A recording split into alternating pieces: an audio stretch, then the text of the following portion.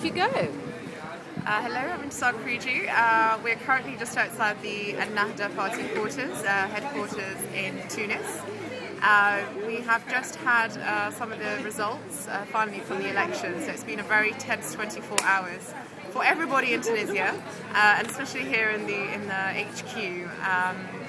We have preliminary results which indicate that the elections have been free and fair, which is something to celebrate for the whole nation, and that also the front runners are the An-Nahda party with roughly 30% or up to 40%, and the CPR and Attaqatul parties as well, with also a sizable share of the vote.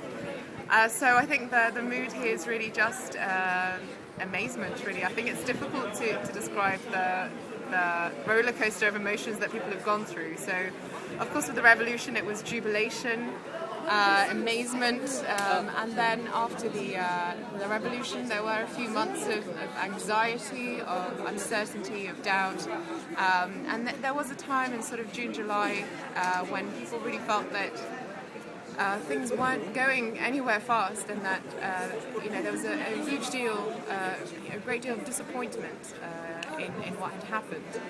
But as the elections got closer, I think people just got more and more excited, and more people engaged in the process, and people really started to feel, these are the most important elections in Tunisia's history.